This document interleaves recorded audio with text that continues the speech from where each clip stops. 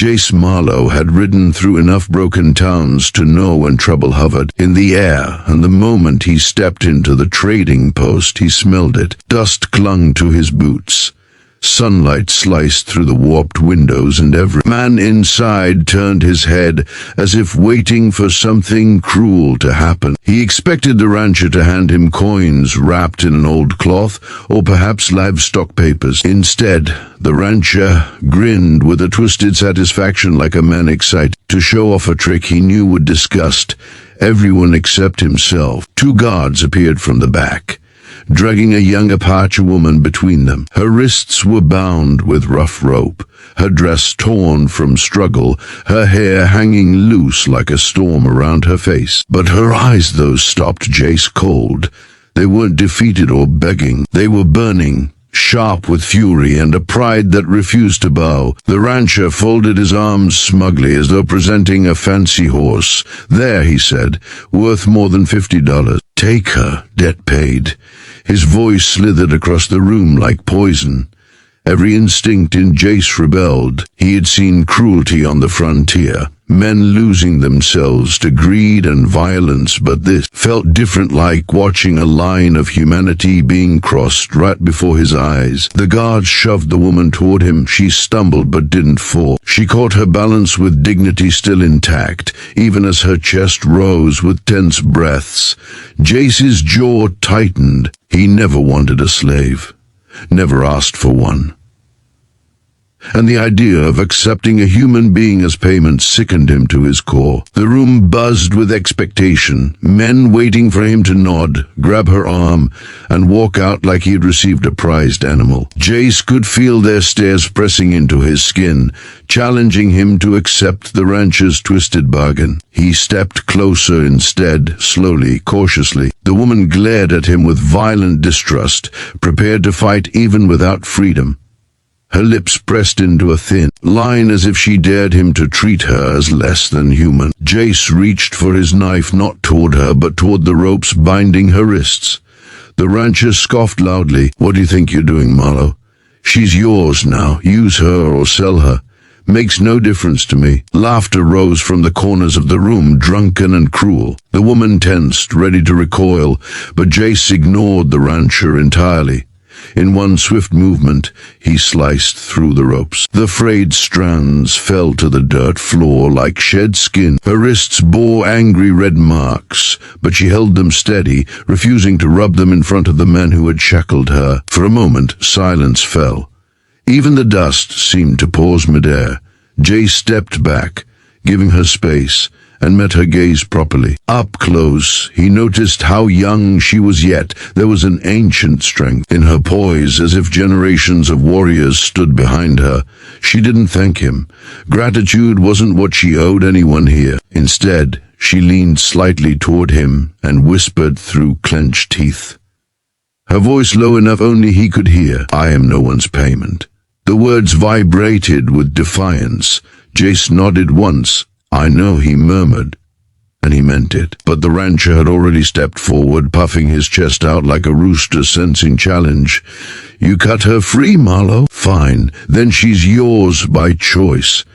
What you do with her after this ain't my concern." His voice dripped with mockery. Jace felt the weight of every eye in the room, waiting to see if the cowboy would stand against the twisted rule or simply walk away. The woman shifted subtly behind him, as if unsure whether he was ally or another threat. He realized then that keeping her safe meant more than freeing her wrists. These men saw her as property, dangerous property, but property still. If he walked out alone, they might reclaim her, drat her back, or worse.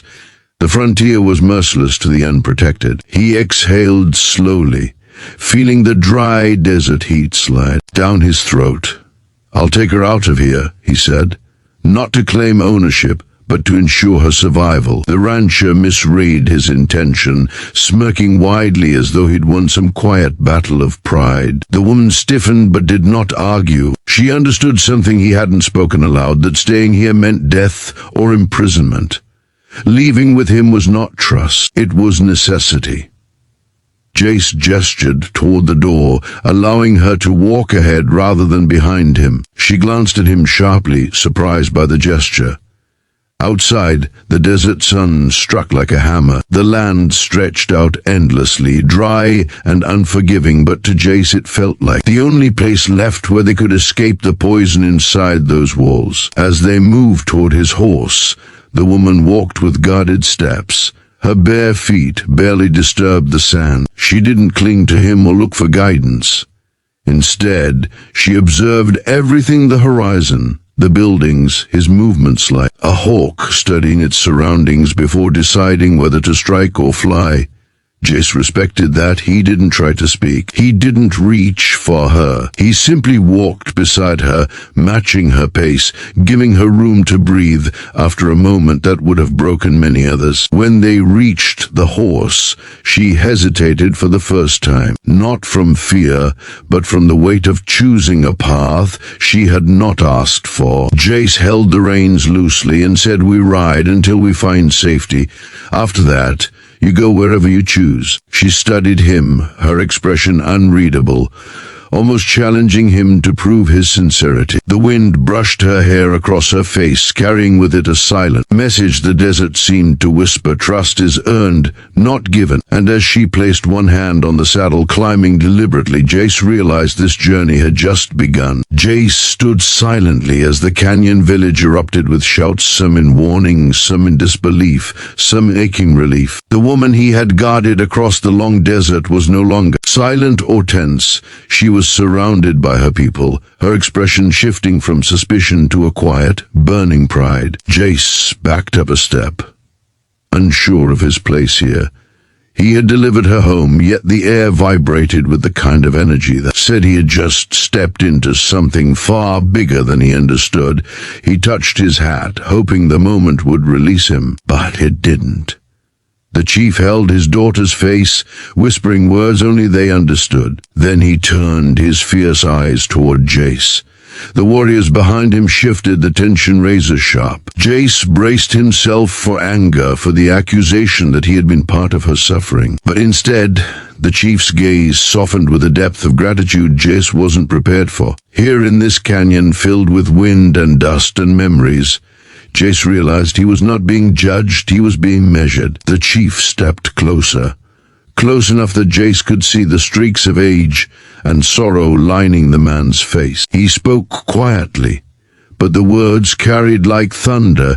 "You did not bring us a slave," he said. "You brought us our blood." The tribe murmured around them, acknowledging the truth in his voice. Jace swallowed, feeling the weight of everything he had seen on the trail: the woman's distrust, her courage, her silence, her strength.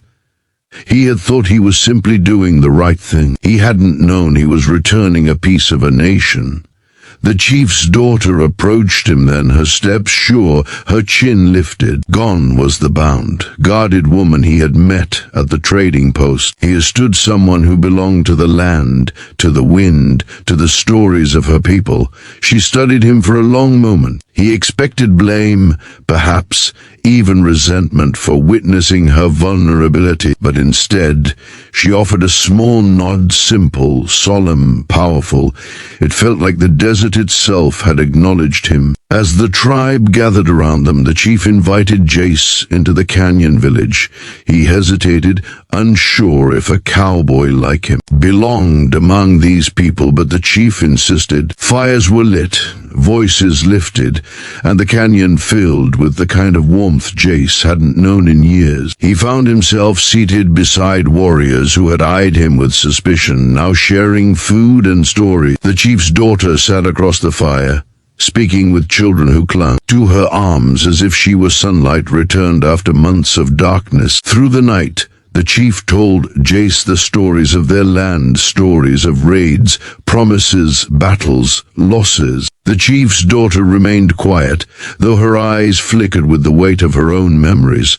Jace listened, humbled. He had never been part of anything like this. The world he came from was filled with debts and deals, men who measured life in dollars. Here, Value was measured in loyalty and blood and the courage to do what was right, even when no one watched. Jace realized how small the earlier transaction had truly been. Later, as the fire dimmed, the chief asked Jace why he had brought his daughter home instead of keeping her as so many others would have. Jace stared into the flames before answering. "Because she wasn't something to keep," he said softly.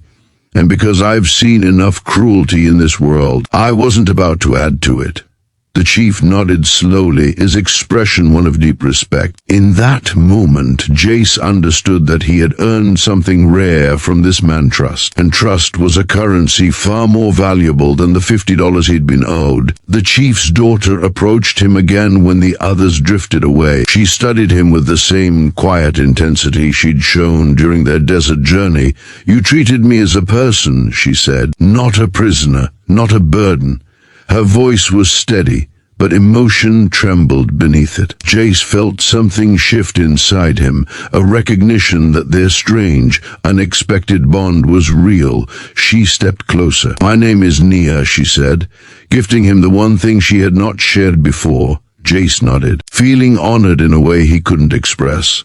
Days passed, and Jace remained in the village at the chief's request. He helped repair fences, gathered firewood, tended horses, simple tasks, but meaningful. The tribe watched him, and over time their scrutiny softened into acceptance. Nia often worked beside him, guiding him through the ways of her people. They spoke quietly, laughed occasionally, and shared long stretches of comfortable silence. Jace found himself looking forward to each moment. He had come here as an outsider, but each sunrise rooted him deeper into the canyon's rhythm and into the life unfolding around him. When it came time for Jace to leave, the farewell was nothing he expected. The chief presented him with a hand-carved token shaped like a hawk's symbol of protection and honor. Nia stepped forward, her expression calm but her eyes bright.